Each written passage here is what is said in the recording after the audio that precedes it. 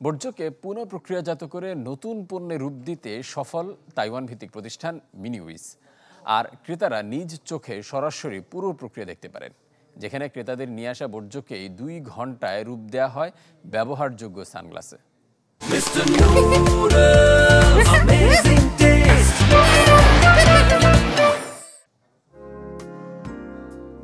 বোতলের ছিপি, প্রক্রিয়াজাত খাদ্যপণ্যের মোড়ক, একবার ব্যবহারের তৈজসপত্র, কোনো কিছুই ফেলনা নয় তাইওয়ানের তাইপের ট্র্যাশ কিচেনে, যেখানে চোখের সামনে এসব বর্জ্য রূপ নিচ্ছে আধুনিক সানগ্লাসে।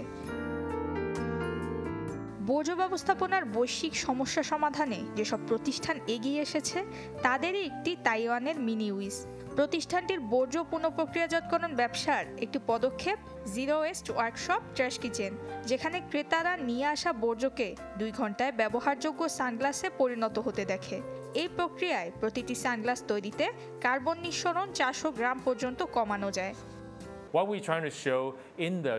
ট্র্যাশ কিচেনে আমরা ক্রেতাদের এটাই দেখাই যে পরিবেশ দূষণ ছাড়াও কিভাবে মূল্যহীন বর্জ্যকে প্রয়োজনীয় পণ্যে পরিণত করা যায়।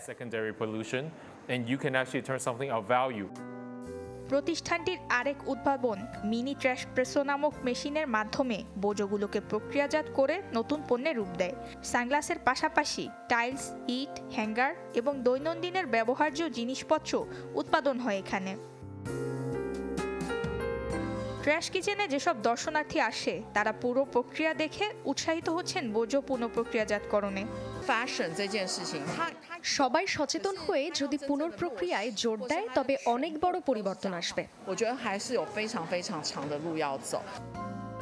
তাইওয়ানের পরিবেশ মন্ত্রণালয়ের তথ্য মতে 2023 সালে দেশটিতে 11.5 মিলিয়ন টন বর্জ্য উৎপাদন হয়, যার প্রায় 6.5 মিলিয়ন টন পুনঃপ্রক্রিয়াজাতকরণ যোগ্য। আর এ থেকে প্রতিষ্ঠানটির বার্ষিক আয় $10 মিলিয়ন। নুসরাত মৌমি, চ্যানেল 24।